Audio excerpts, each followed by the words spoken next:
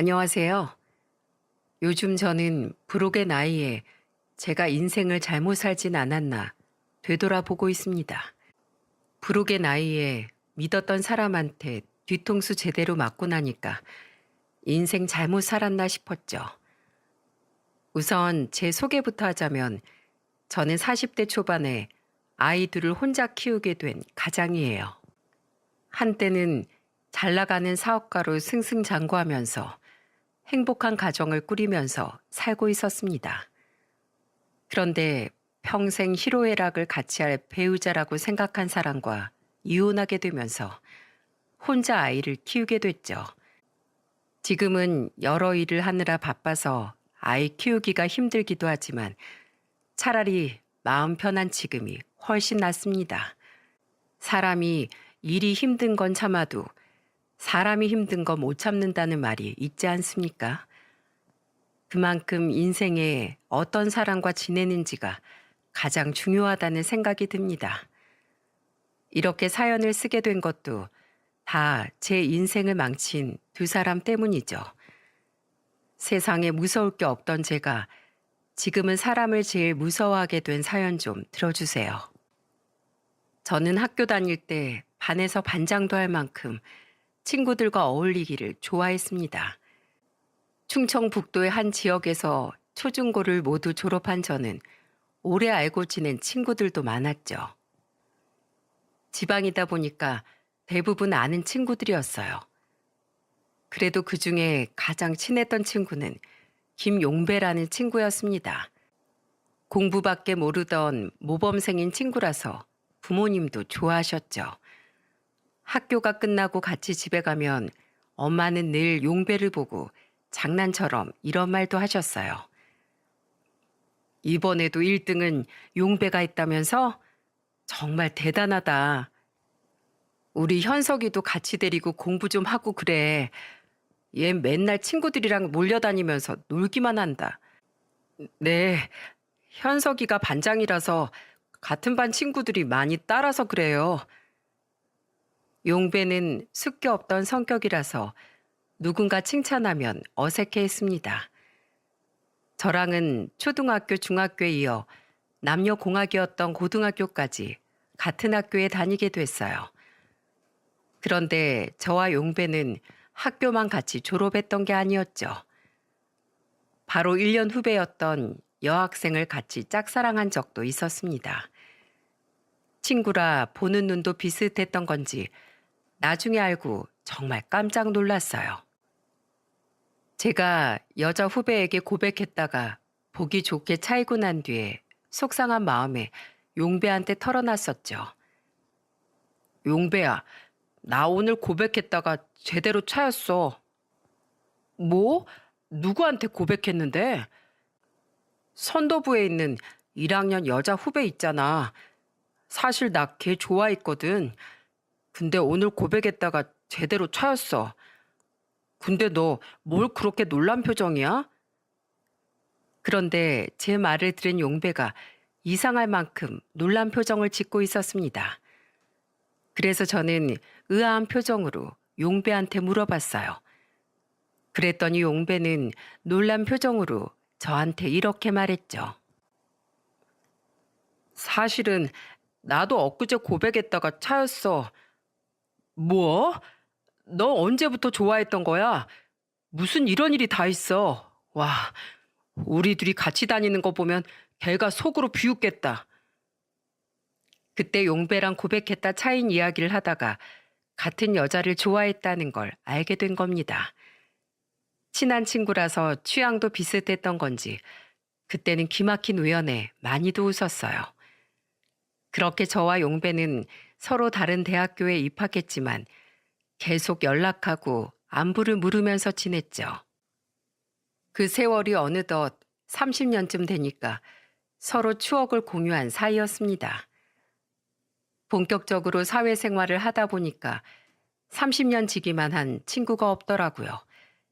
힘든 일이 있으면 같이 술잔도 기울여주면서 서로의 길을 응원해주면서 지내는 사이였죠.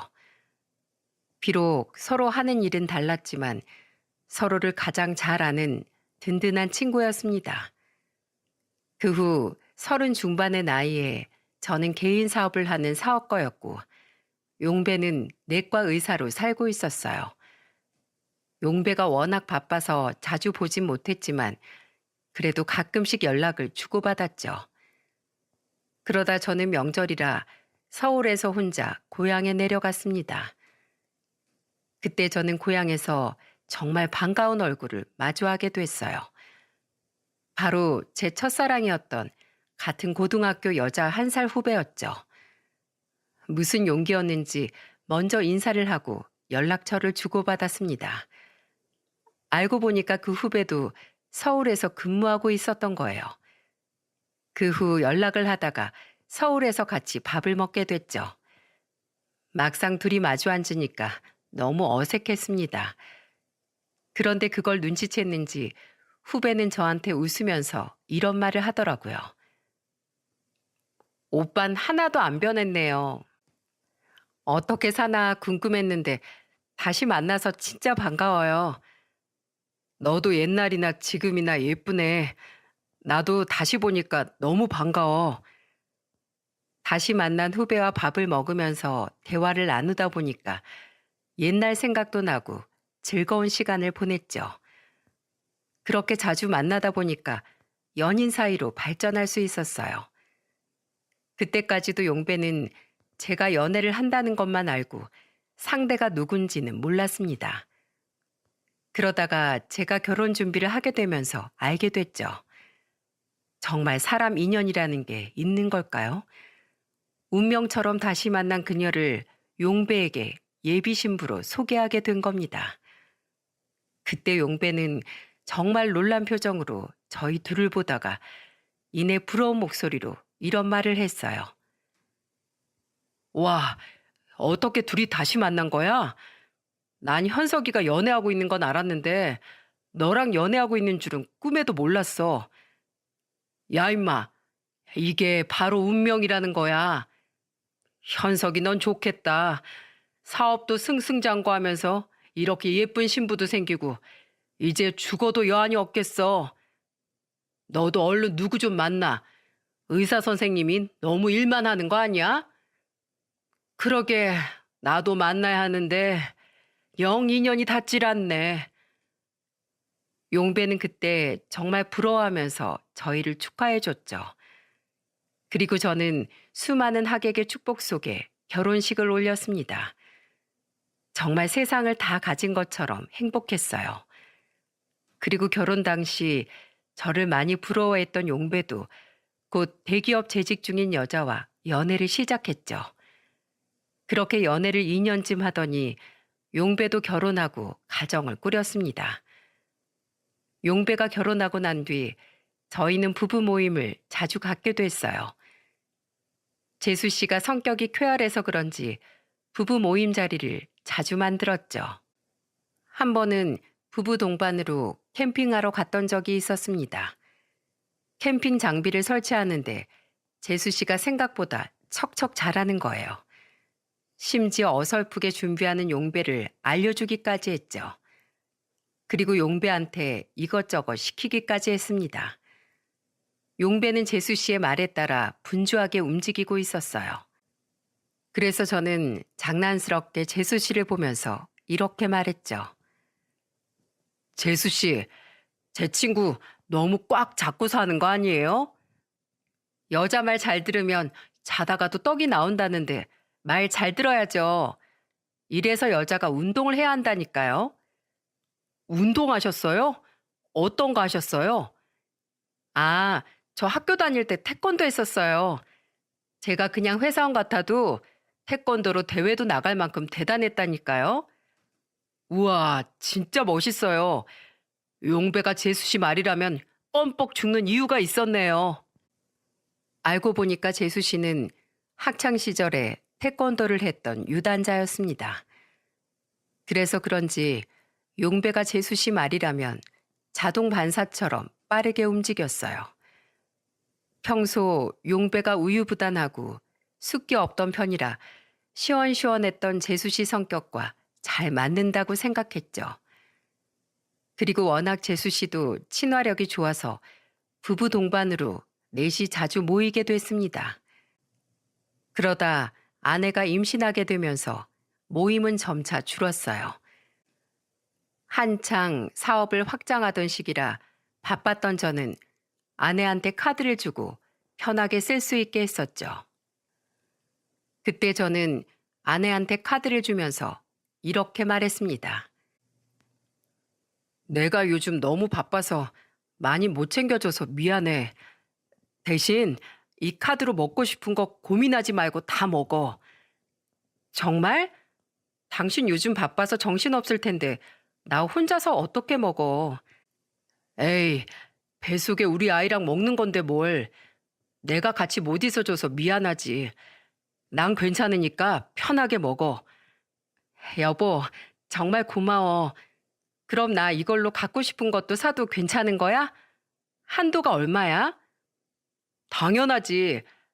근데 갖고 싶은 게 뭐길래 한도까지 물어봐? 아니, 그냥 물어본 거지. 여보, 정말 고마워. 나 진짜 알뜰하게 잘 쓸게. 카드를 주자 아내는 행복한 얼굴로 고맙다고 했어요. 그때는 아내의 그런 모습을 보면서 뿌듯하기만 했죠. 바빠서 힘들긴 했는데 사랑하는 아내가 쓰는 돈이었는데 아까울 리가 있겠습니까? 게다가 그때만 해도 아내 씀씀이가 그렇게 큰 편도 아니었습니다. 그런데 제가 사업을 확장하면서 매출이 늘어나자 아내는 점점 과소비하기 시작했죠. 한 번은 정말 어이없던 일도 있었어요. 한창 회의로 바빴는데 백화점에서 결제 문자가 계속해서 오길래 아내한테 급하게 전화했습니다. 그리고 놀란 목소리로 물었죠. 여보, 혹시 카드 분실한 거 아니야? 지금 백화점에서 결제 문자가 계속 날라오고 있어.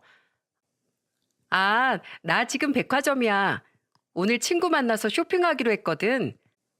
여보, 임신해서 피곤할 텐데 백화점에 몇 시간을 있는 거야? 하나도 안 피곤해. 오늘 신상 나오는 날이라서 그런지 살 게 너무 많아. 좀만 더 보고 들어갈 테니까 걱정하지 마. 하여튼 내 걱정 엄청 한다니까. 내 걱정하지 말고 일에 집중해. 저는 그때 정말로 제 카드를 분실한 줄 알았어요. 왜냐하면 아내가 임신해서 몸이 무거울 때였는데 백화점 오픈 시간부터 폐점 직전까지 거기서 쇼핑하고 있던 겁니다. 맨날 집에서 피곤하다면서 잠만 자던 아내가 그렇게 오래 걸을 수 있는 사람인지 그때 처음 알게 됐죠. 임신한 아내한테 돈으로 스트레스 주고 싶지 않아서 처음에는 아무런 말도 안 했어요. 그런데 아무리 제가 많이 벌어도 백화점을 마트보다 더 자주 가는 아내를 보면서 걱정됐습니다. 그래서 아내한테 넌지시 한번 얘기를 꺼내봤죠. 여보, 요즘 백화점 너무 자주 가는 거 아니야? 곧 있으면 출산일 다가오는데 몸 생각도 좀 해야지. 그리고 물건도 좀 많이 사는 것 같아. 나 얼마 안 간 것 같은데 그렇게 자주 갔나? 요새 좀 자주 가는 것 같길래 혹시 당신 몸에 무리 가지 않을까 싶어서 그렇지. 임신하니까 기분이 오락가락해서 그런가? 그렇게 자주 가는 줄 몰랐는데 좀 줄여볼게. 아내한테 조심스럽게 말했더니 다행스럽게도 아내는 좀 줄여보겠다고 했어요. 이때만 해도 아내와 아무런 문제가 없었습니다. 제가 무슨 말을 하면 아내도 제 이야기를 들어주고 고치려고 같이 노력해갔죠. 그래서 저와 아내는 첫째 아들과 둘째 딸까지 낳고 잘 살고 있었어요. 심지어 아내는 요리 솜씨도 좋아서 늘 집에서 국까지 끓여서 밥상을 차리기도 했습니다. 그래서 저는 늘 밥에 국까지 차리는 아내한테 걱정스럽게 말했죠.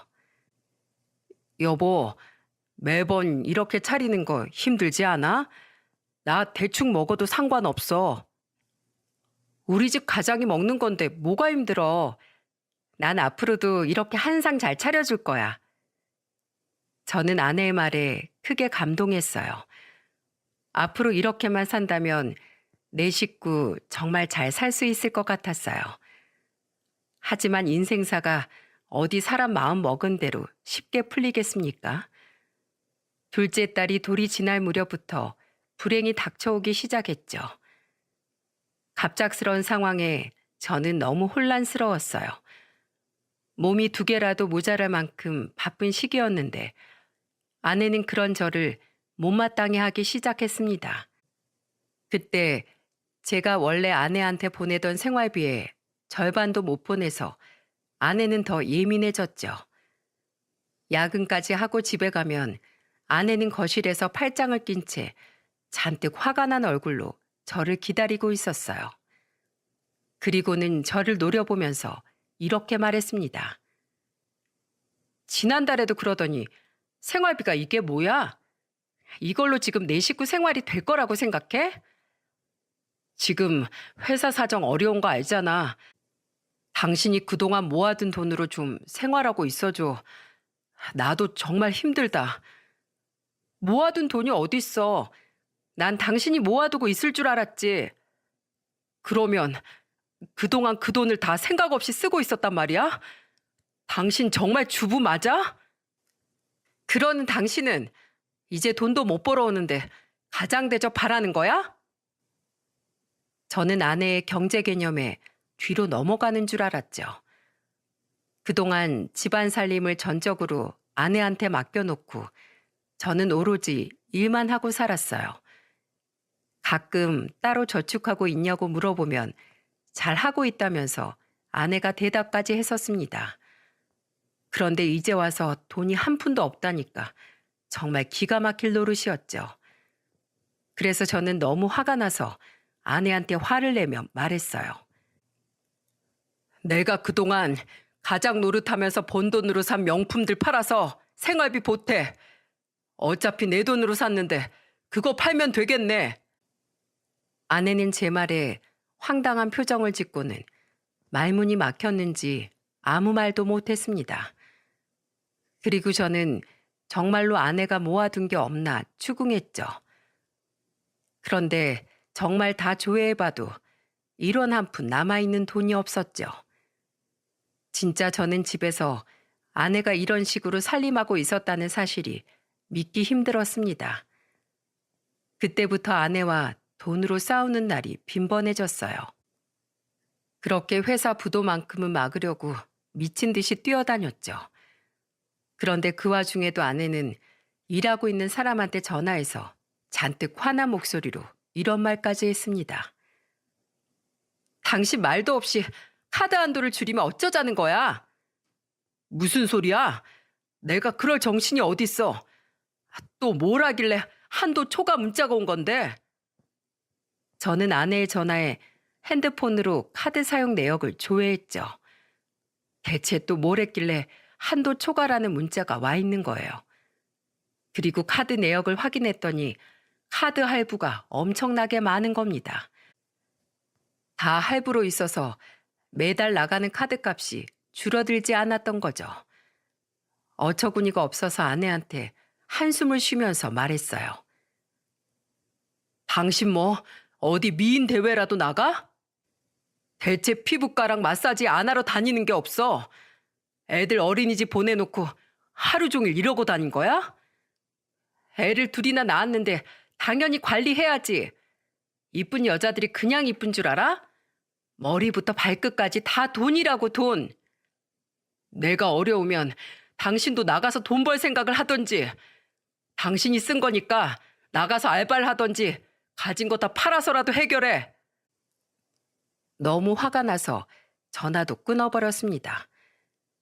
회사는 부도나기 직전인데도 아내가 정신을 못 차리고 있었죠. 그리고 며칠 뒤 오랜만에 용배한테 전화가 온 거예요. 제가 힘없이 전화를 받아서 그런지 용배가 걱정하며 물었습니다.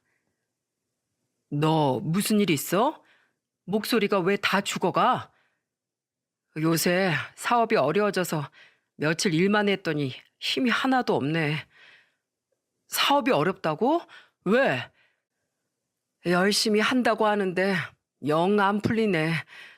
앞으로가 더 힘들 것 같아. 힘들겠다.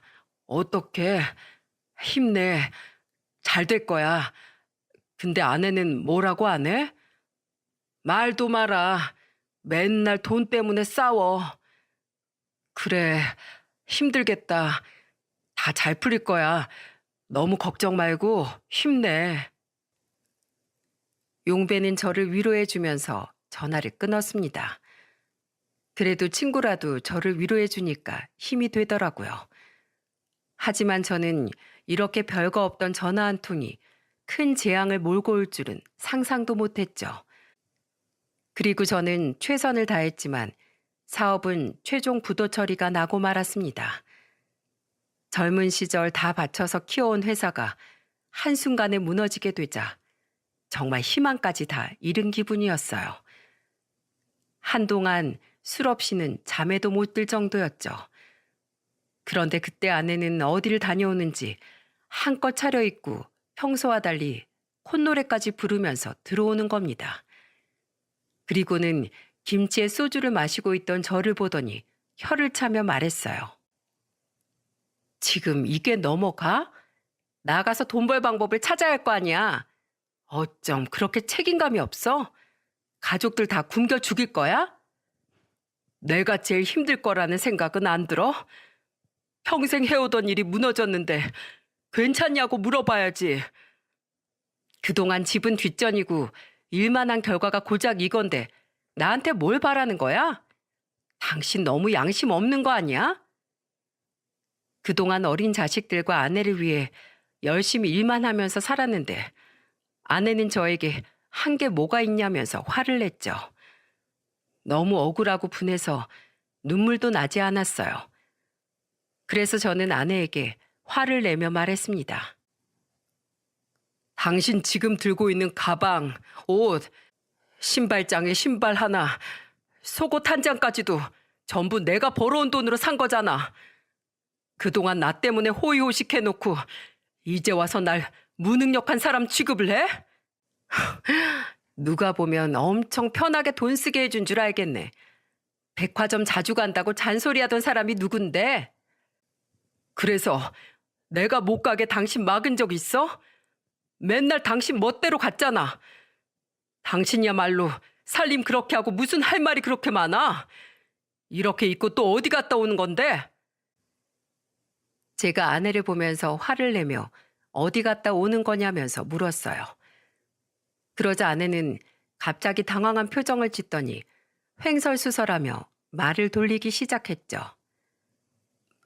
나야 뭐 밖에서 일이 있으니까 나갔겠지. 아무튼 당신 술 좀 그만 마시라고. 그 말 하려다 이렇게 된 거잖아. 알아서 치워. 별말 아닌데 아내는 크게 당황하더니 이상한 말만 하고 들어가 버렸습니다. 그동안 믿고 의지했던 아내한테 저런 얘기를 들으니까 정말 배신감까지 들었어요.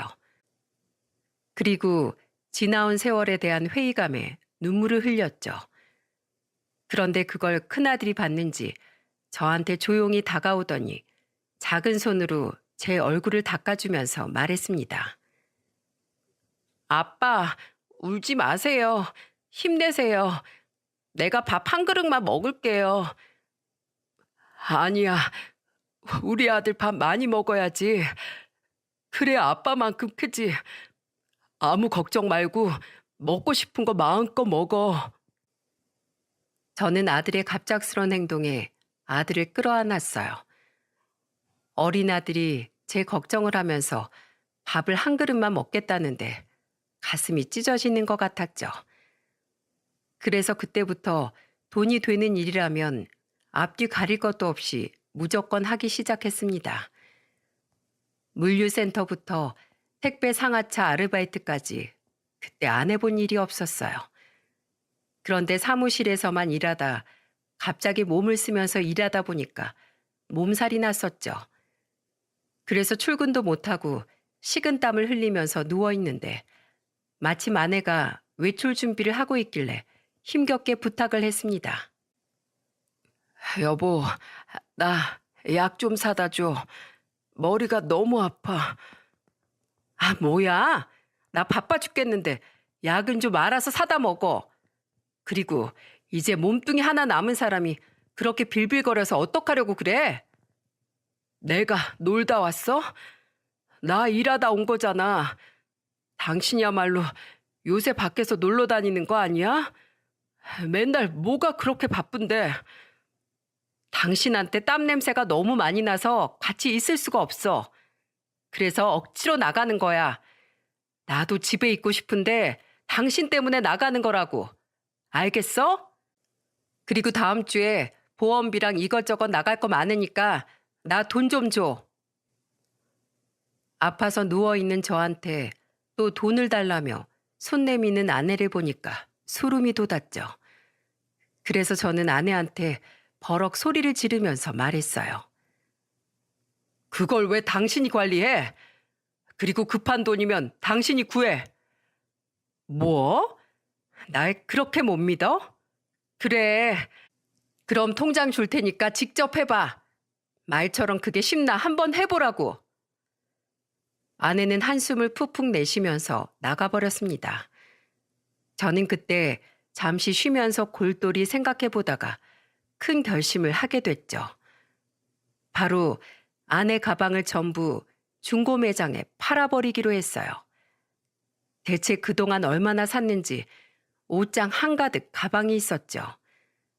아내가 오기 전에 그걸 전부 차에 싣고 가서 다 팔았더니 돈이 얼마나 됐는 줄 아십니까? 글쎄, 석 달치 생활비나 생긴 거예요.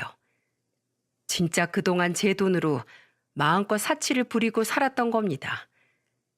이러면서 저한테는 자기도 힘들다고 죽는 소리를 한 거죠. 그리고 저는 어린이집에서 하원하는 아이들을 데리고 가서 오랜만에 외식까지 했어요. 오랜만에 잘 먹는 아이들을 보니까 너무 뿌듯했습니다. 그리고 그날 저녁 아내는 텅 빈 옷장을 봤는지 아이들과 들어오는 저한테 화를 내며 소리쳤죠. 당신 내 물건에 손댔어? 내 거 다 어디 갔어? 당장 다음 주에 동창회 가야 되는데 뭘 들고 가라는 거야? 진짜 내 얼굴에 똥칠하고 싶어서 작정한 거야?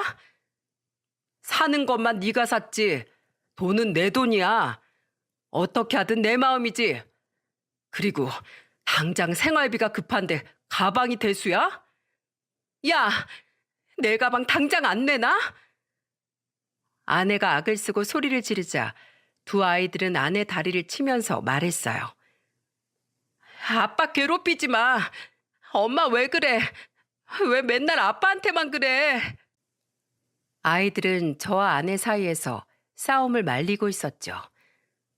그러자 아내는 아이들한테도 소리를 지르려고 하는 거예요. 그래서 아이들을 뒤로 숨기면서 아내를 보고 소리쳤습니다. 그만 못해? 왜 애들한테 난리야? 당신 앞으로 한 번만 더 집에서 소리 지르면 집 나갈 생각해. 그러자 아내는 저를 노려보더니 방으로 들어가서 오열하기 시작했죠. 그때 저는 아이들을 부모님 댁에 맡겨야만 했어요. 매일같이 싸우는 바람에 더 이상 아이들까지 상처받게 하고 싶지 않았습니다. 그런데 아내는 아이들이 집에 없는데도 찾지도 않는 거 있죠? 그놈의 가방 내다 팔았을 때는 아주 난리가 났었는데 자기 자식들이 안 보이는데도 안 묻는 거예요. 그래서 저는 아내를 보면서 어이없는 표정으로 물었습니다. 당신은 애들이 없는데 찾지도 않어? 왜 또 시비야? 애들이 어디 잘 있겠지. 왜 나한테 물어? 당신 낮에 가방 없어졌을 때 아주 날 잡아먹을 것처럼 가방 어딨냐고 찾았었잖아. 근데 지금 이 밤에 애들이 집에 없는데 안 찾아? 요즘 애들 길 잃어도 금방 찾아. CCTV가 길거리 얼마나 많은데. 당신이야말로 걱정되면 나가서 찾던지. 진짜 아내한테 완전히 정이 떨어지는 순간이었어요. 이게 엄마가 할 말입니까? 그런데 그때 저희 어머니가 아내한테 전화를 하셨는지 아내가 전화를 받더니 이렇게 말했죠. 아, 애들 따로 먹는 약 없으니까 챙길 거 없어요. 애들이 거기 있어요? 네, 부탁 좀 드릴게요.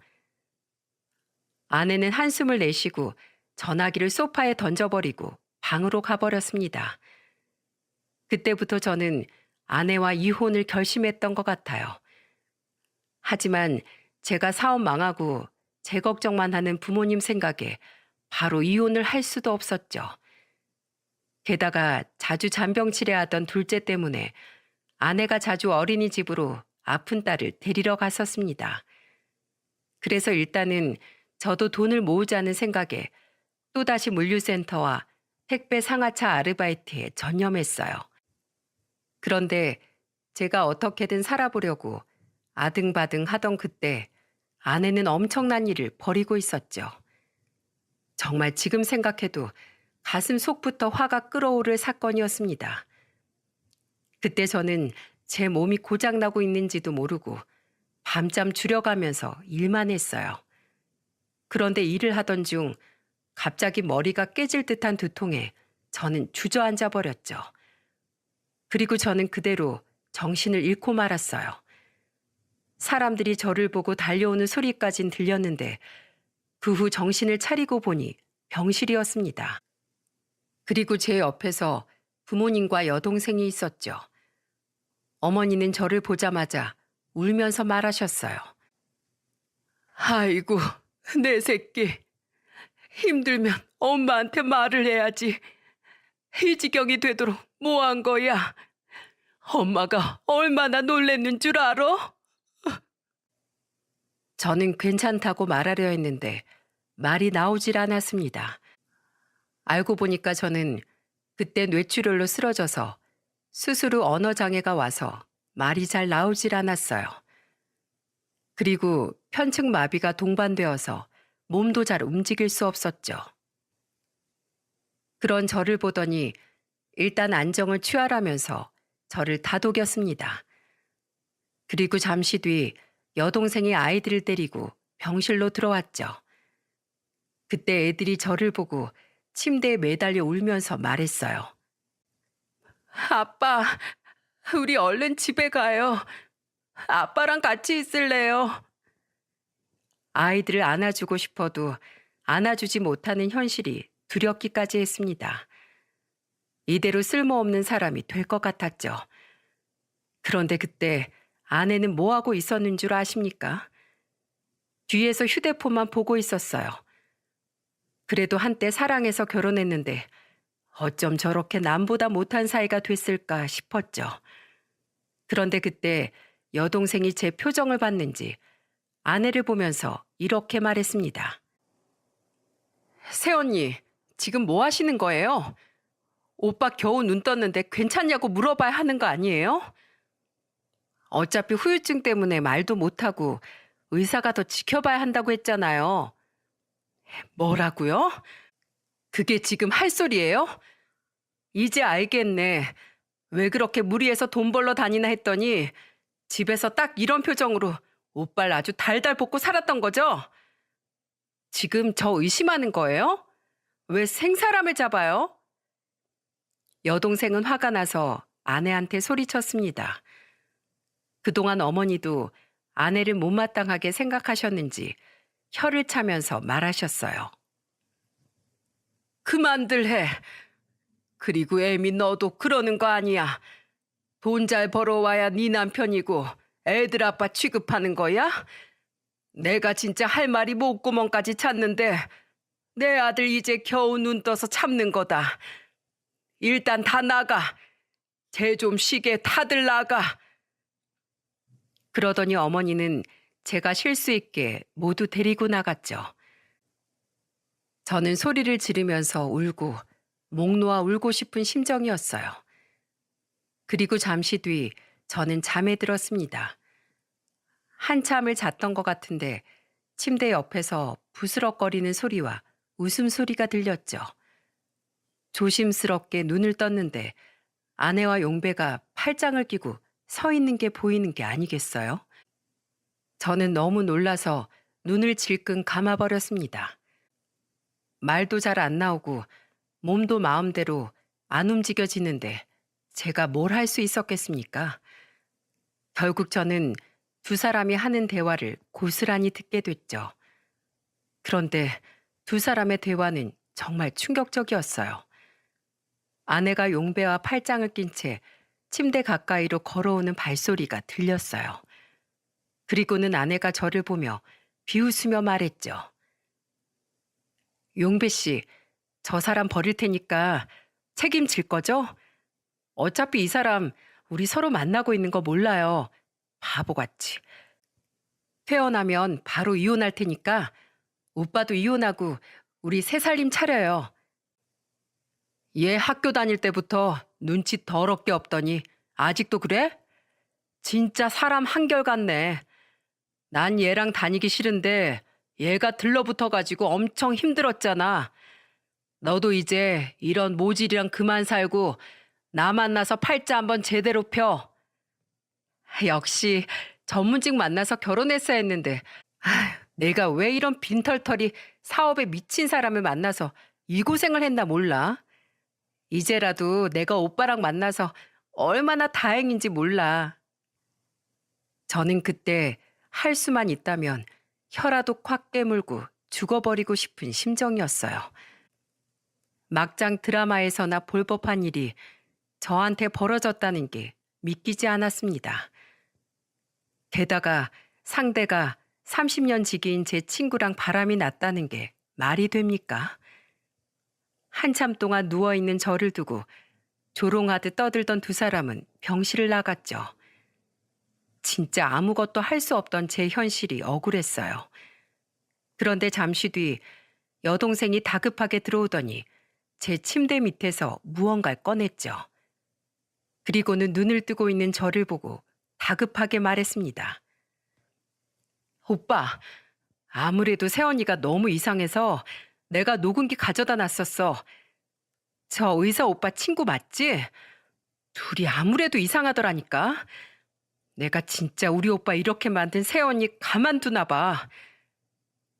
그때 여동생 아니었다면 진짜 딱 죽고 싶었을 거예요.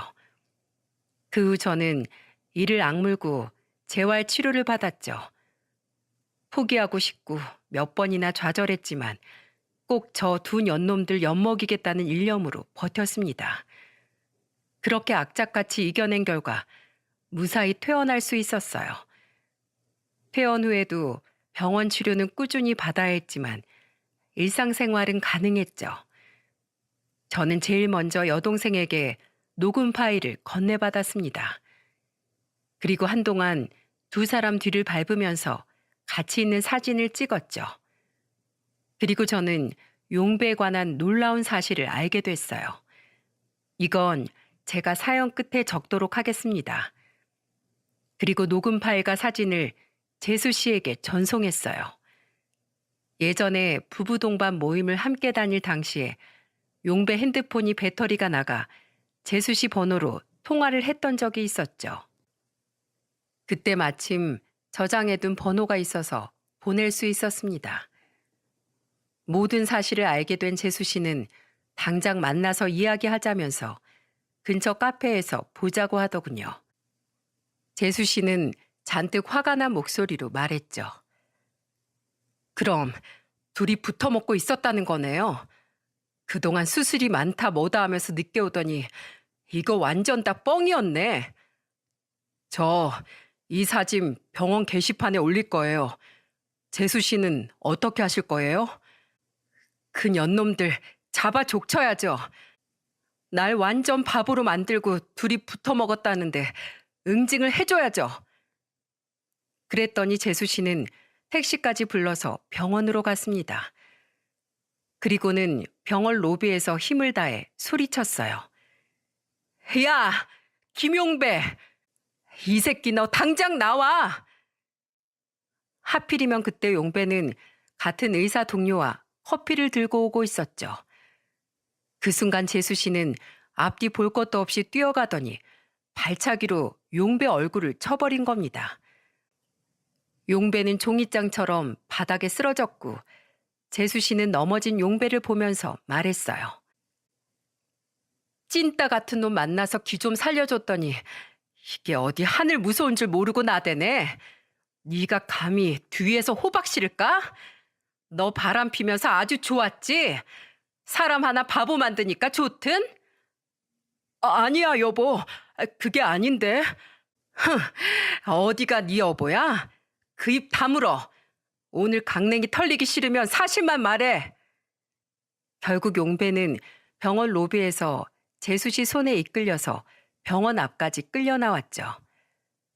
그리고 옆에 있던 저를 보면서 무릎을 꿇고 빌더군요. 현서가 내가 잘못했어. 그런데 다 오해야. 이 사람이 뭐라고 했는지 모르겠는데. 닥쳐. 입만 열면 거짓말이네. 넌 대체 어떻게 의사가 된 거냐?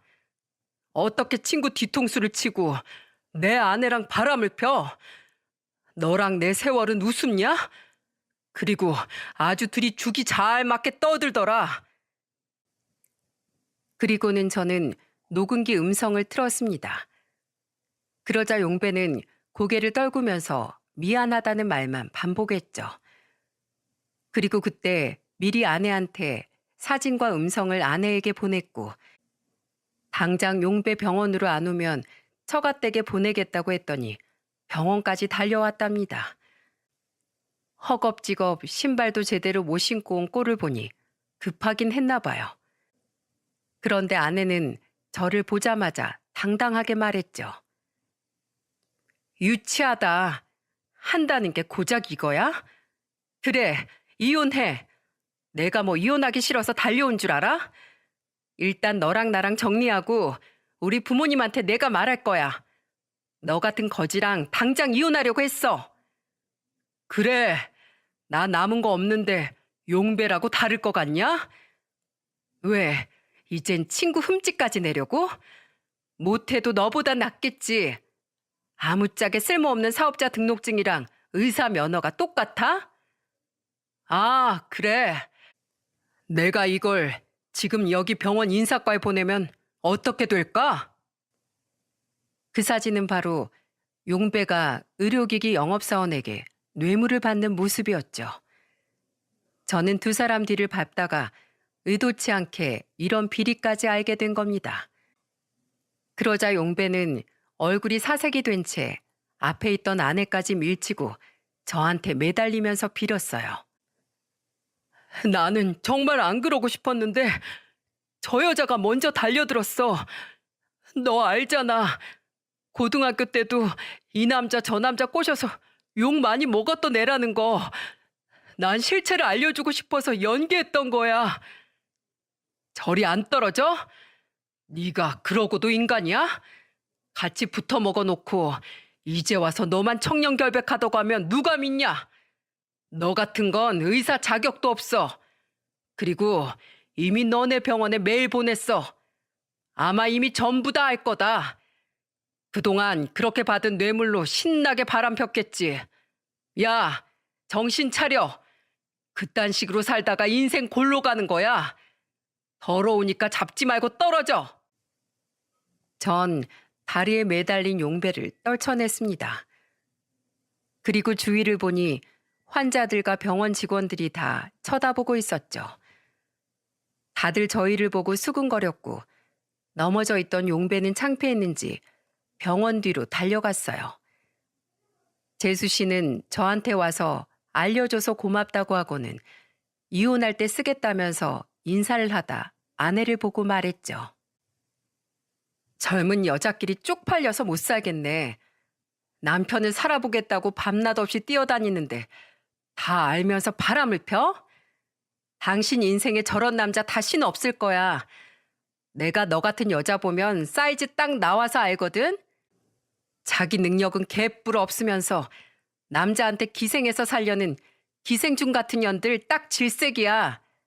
네 뺨이라도 한 대 치고 싶은데 내 손 더러워지기 싫어서 참는 거야. 위자료 마련할 준비나 해. 내가 너 소송으로 아주 조져놓을 거니까. 재수 씨의 말에 아내는 망연자실한 채 주저앉아 버렸어요. 그러더니 저를 보고 오열하면서 말했습니다. 여보, 미안해. 내가 미쳤었나 봐. 나 정말 힘들어서 그랬어. 기댈 곳이 필요했다고. 정말이야. 나 좀 이해해줘. 여자들 한 달에 한 번씩 기분 널뛰고 그러잖아. 재수 씨 말 못 들었어? 같은 여자끼리 쪽팔리다잖아. 어딜 거기다 묶어? 그리고 기댈 곳이 필요했다고? 나는 안 그랬을까? 가장 힘든 순간에 날 제일 비참하게 벼랑까지 모은 사람이 너야. 그런데 널 이해해달라고? 죽었다 깨어나도 넌 절대 용서 못해. 그러니까 이제부터 내가 너한테 무슨 짓을 하는지 꼭 똑똑히 지켜봐. 아, 그리고 집에 있는 네 짐, 내 동생이 전부 빼서 시골에 있는 네 친정으로 보냈으니까 집으로도 오지 마. 알겠냐? 애들한테 너 같은 엄마 필요 없으니까 제발 사라져. 아내는 제 말에 끝까지 매달리면서 쫓아왔죠. 하지만 저는 아내 손을 뿌리치면서 바로 변호사 사무실로 향했습니다. 모든 증거를 넘기고 바로 소송을 준비했어요. 그동안 여동생이 저를 도와준 덕분에 모든 게 일사천리였죠. 이제는 더 지체할 생각도 없어서 아내한테 이혼 소송을 걸고 용배놈한테 상간남 소송을 걸었습니다. 그렇게 하고 나니까 10년 묵은 채증이 내려가는 것 같았어요. 솔직히 지금이야 지나서 속이 시원하지 그때는 정말 똥 밟은 기분이었죠. 그 후 저는 아내에게 위자료를 받고 이혼하면서 양육권도 받아왔습니다. 아내가 경제적 능력이 없어서 저한테 넘길 수밖에 없었죠. 그런데 능력은 핑계고 사실 아이들한테 관심도 없어 보였어요. 그 후 용배는 어떻게 됐는 줄 아십니까? 병원에서 징계를 받고 여기저기서 조사를 받다 결국 잘렸습니다. 그렇게 의사라고 거들먹거리고 다니더니 알고 보니까 의료사고로 수술도 못한 지 꽤 된 의사였던 거예요. 그동안 진료만 보고 있으면서 매일 수술하느라 바쁘다고 재수 씨를 속여온 거죠. 진짜 저는 사람이 이렇게 무섭다는 걸 그때 알았네요. 정말 사람 착하게 보인다고 정말 뼛속까지 착한 건 아니더군요. 그 후 아내는 저한테 몇 번이나 전화하고 찾아오기까지 하길래 아예 부모님 댁으로 이사를 갔죠. 심지어 애들이 엄마도 안 찾고 이사 간다고 좋아하기까지 했답니다. 아이들은 거짓말 못한다고 하잖아요. 큰아들이 저를 보고 이런 말까지 했죠. 아빠, 이제 엄마 없으니까 행복하죠? 나는 아빠가 웃고 있어서 너무너무 좋아요. 아들은 제가 웃기만 해도 좋다고 말했습니다. 진짜 이래서 힘들어도 자식을 키우고 사나 봐요. 지금은 부모님과 같이 아이들을 키우면서 살고 있죠. 앞으로는 아이들만 보면서 살려고 더 열심히 일하고 지내고 있습니다. 저는 굶어도 애들은 잘 키우고 싶네요. 그래도 상처와 충격이 컸는지 여전히 사람을 못 믿겠다는 마음이 크죠. 아무리 좋은 사람이라고 해도 계속 의심부터 하게 됩니다. 돌다리도 두드려보고 건넌다는데 차라리 의심하면서 사는 게 낫다 싶네요. 그러니 여러분들도 모두 사람 조심하십시오. 지내보니 돈보다 더 무서운 게 사람이네요.